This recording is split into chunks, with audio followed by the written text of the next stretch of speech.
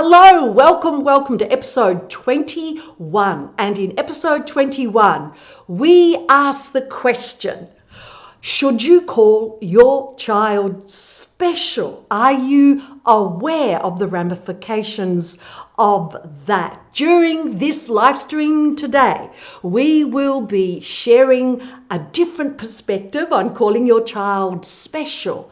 And I have an inspiring guest to share their life story, their journey with you. So let's go.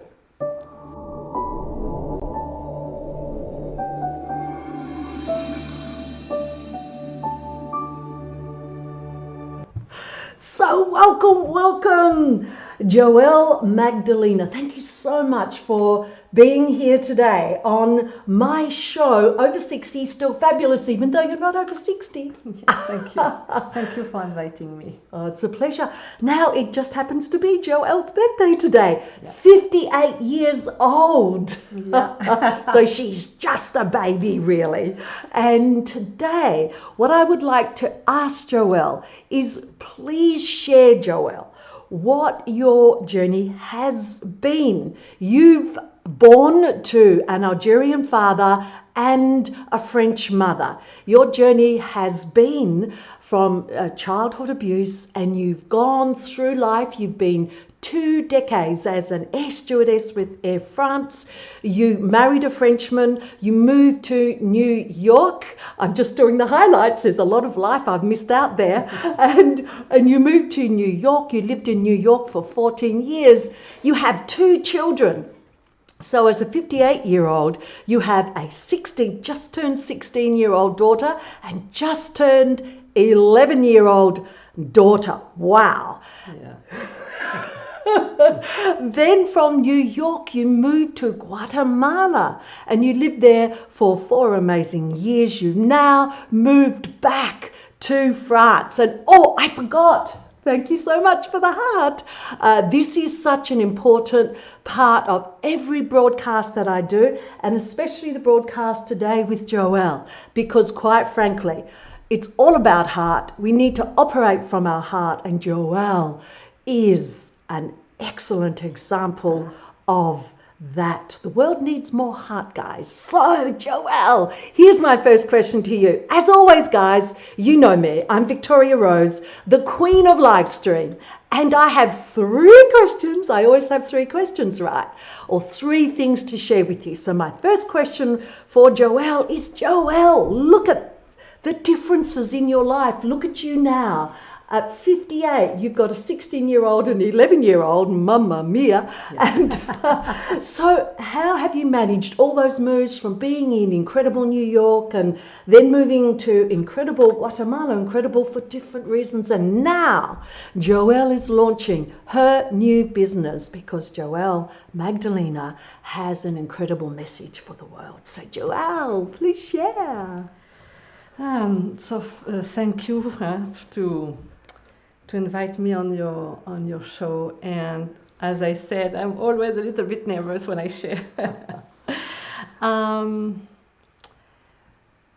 How did I manage that? In fact, I think that the message that I want to pass on is I let life manage my life. And not always. Coming from an abused childhood, I built up a lot of walls around me, and it took me a path of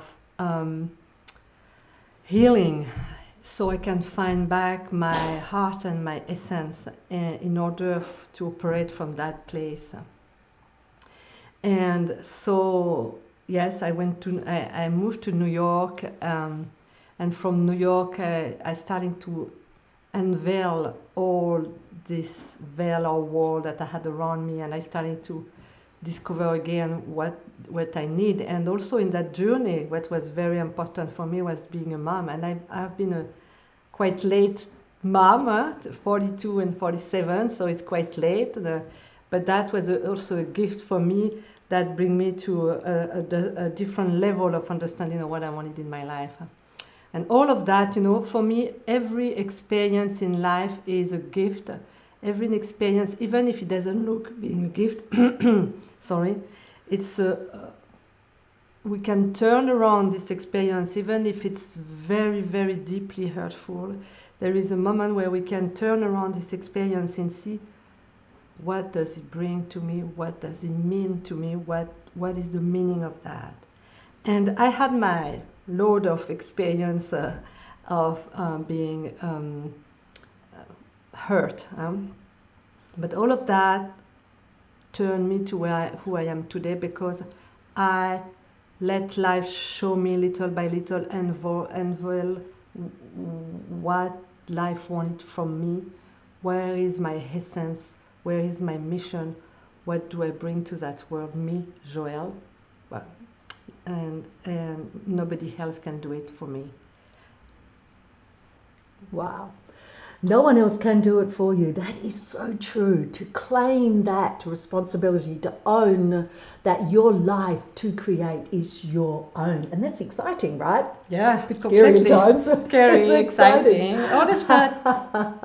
Joelle, so my second question is, I would like to ask you to share, because when you shared it with me, I was blown away. I'd love to know your special insight to we need to take notice of how we talk to our children, and using that word special. Could you please explain why using the word special, or possibly the ramifications that that word special had for you, and then others can make up their own minds about it? Absolutely. Yes, through all these healing processes and learning experience of life, and having also my own children, and also working in the field of psychotherapy and everything, for me, and through teaching that I received also from the indigenous, I discovered that being special, and this is what I feel in my heart, being when a child is called special, we are expecting him to be in a special place. We are expecting him to have a special behavior. We are grooming him in order to be this special. And the child want to have this attention. He want to have this love. He want to have this special love. And so that turn out that the child is not anymore in his place as this innocent, full of life child that deserves just to be being important and being carried with love and boundaries around, not around the love, but around the safety that is going to give these boundaries. This is all it needs. It doesn't need a special attention. It doesn't need a special place. He needs just to have his own place, his own heart being cared for. And this is what I, through all this movement in my life, this is what I noticed, that listening to people that have been abused, they have always a special place. They have always a special attention that is not very a good attention, and the child is craving for this attention. So this is why for me, being special is always a little bit tricky. Being important is different. And I hope every child in this planet have an important place in the heart of the human being, and not a special one. I also would like to, just in case people missed it, I'd really like to draw attention to the fact that calling a child special, you did say it, I just want to make sure that the people watching really get the importance of this, that's a very important part of grooming a child for child abuse, is to tell them you are special.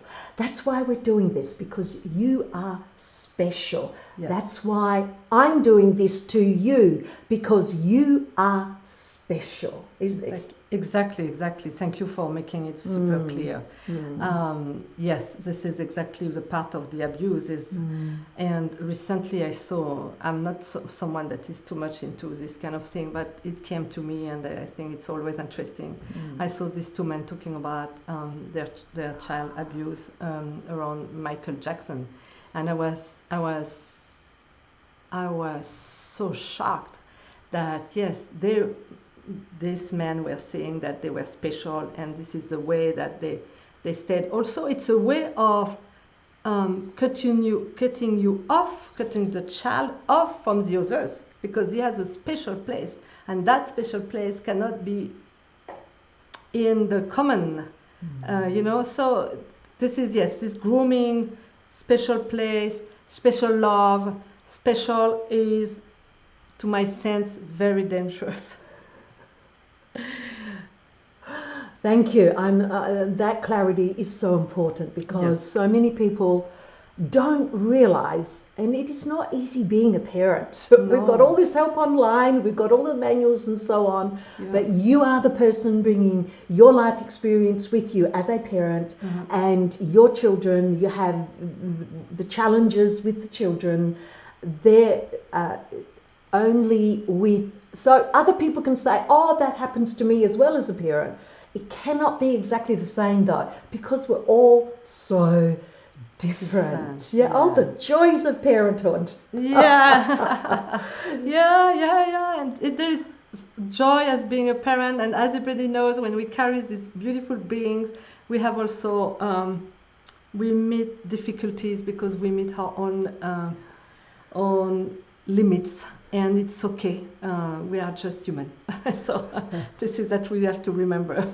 And we're doing our best. That's Absolutely all we can ever say. We are doing our best. Yes. Now, here's my third question. You have this incredible way of connecting with people. You have this amazing insight, this wisdom based on your own life experiences, your own healing, all of the courses that you take, and what you still continue to do today.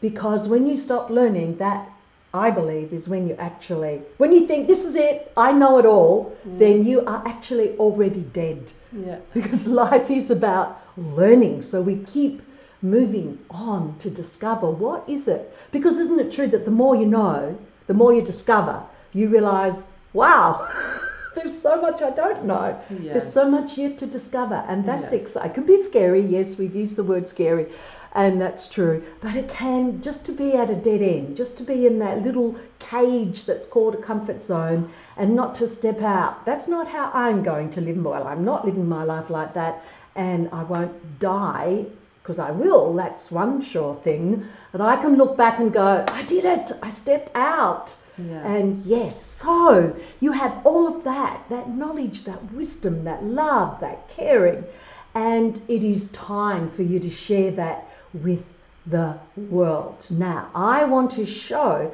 the viewers your intro to your launching your new business.